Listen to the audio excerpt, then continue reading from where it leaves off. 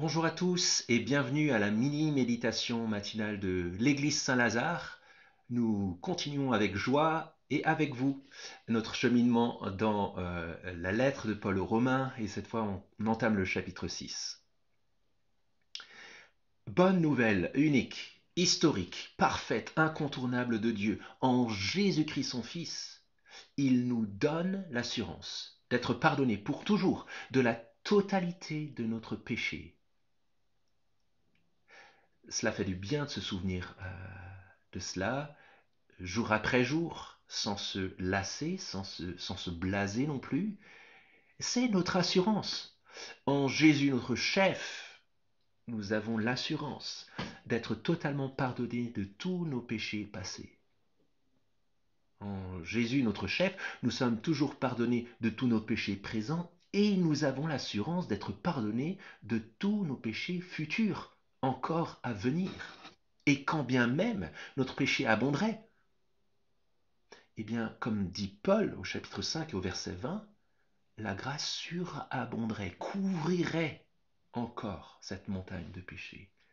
C'est le cadeau inimaginable, gratuit, immérité de Dieu. C'est le règne de la grâce dont Paul vient de parler juste avant, au verset 21 du chapitre 5. La grâce règne par la justice pour la vie éternelle par Jésus-Christ, notre Seigneur. C'est l'évangile de Dieu, la grande et bonne nouvelle, unique et historique, que lui seul peut faire advenir. Une offre tellement unique qu'on n'aurait même pas pu la recevoir ou la concevoir ou en rêver dans le plus grand de nos rêves et dans le plus fou de nos rêves.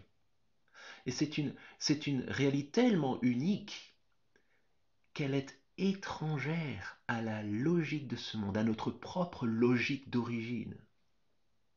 C'est donc normal, puisque ce n'est pas notre logique de départ, que ça prenne du temps, beaucoup de temps, à comprendre comment vivre cette nouvelle réalité du règne de la grâce.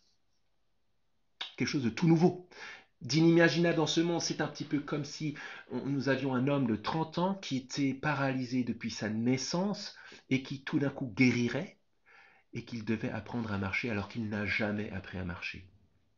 Longue rééducation. Apprentissage de réflexes qu'il n'a pas. Il titube, cela prend du temps, mais il va marcher. Mais cela prend du temps. Et c'est pareil pour l'apprentissage du règne de la grâce, dans ce monde dans lequel ce n'est pas la logique de la grâce. Tenez, par exemple, si je vous dis, quoi que tu aies fait, dans le passé, dans le présent ou dans le futur, en Jésus-Christ, Dieu te pardonne et te donne l'assurance d'être pardonné pour toujours par lui. En entendant cela, si quelqu'un nous dit cela, quel serait notre premier réflexe? Est-ce que ce ne serait pas de dire assez spontanément, si de toute façon Dieu me pardonne d'une manière tellement inconditionnelle et totale, alors je n'ai pas besoin de rechercher assidûment le bien et encore moins de rejeter le mal. Je peux continuer à pécher pour que la grâce abonde, si c'est la logique du règne de la grâce. C'est la question de Paul au chapitre 1 du verset 6, le verset qui suit. Romains 6, verset 1. Que dirons-nous donc, dit Paul, demeurerions-nous dans le péché afin que la grâce abonde? Est-ce donc on a un blanc-seing pour pécher, puisque de toute façon la grâce va recouvrir tout cela? N'allons pas trop vite en conclusion. Un commentateur a dit la chose suivante, très utile je trouve, c'est que le fait de se poser cette question-là, à ce stade-là de la démonstration de Paul dans cette lettre, à ce stade-là de la lettre, en fait c'est le signe qu'on a bien compris l'immensité de la grâce sur laquelle il vient de s'étendre jusqu'ici. La grâce est si énorme, elle recouvre tellement de choses qu'on est quelque part forcé de se poser la question, qu'en est-il alors de notre rapport au péché? Est-ce que ça nous donne le droit de faire ce qu'on veut par rapport au mal et au péché? Alors, dans la suite, Paul s'applique à nous montrer que la réalité que nous avons en Christ est tellement nouvelle qu'elle change radicalement même notre rapport au péché. grâce à Jésus.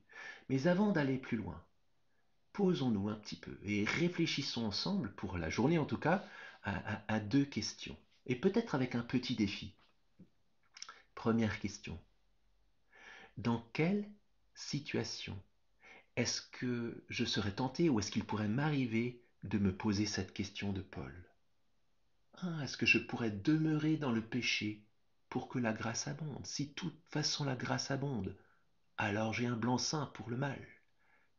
Peut-être qu'on ne se dit pas les choses dans cette manière-là, mais dans quelle situation est-ce que je serais tenté de me poser cette question-là? Et la deuxième chose, si jamais il m'arrive d'avoir cette question, cette pensée-là, qu'est-ce que cela dit de ma compréhension de la grâce? Qu'est-ce que le fait de se poser cette question-là me dit de ce que j'ai déjà compris de la grâce, mais de ce qu'il me reste encore à comprendre du règne de la grâce? Ce qui nous conduit au défi du jour. Alors, peut-être que vous allez le faire votre propre liste. Euh, cette question-là, comment vous y répondriez? Vous cachez la suite du texte et vous vous posez la question. Comment est-ce il faudrait répondre à cette question? Si j'ai cette question devant moi, demeurerions-nous dans le péché afin que la grâce abonde? Comment je répondrai? Et puis on va voir ce que Paul répond dans la suite et on va confronter nos idées. Ça nous permettra de faire un test de la foi et de la marche avec Dieu. Excellente journée à chacun et on se dit à demain.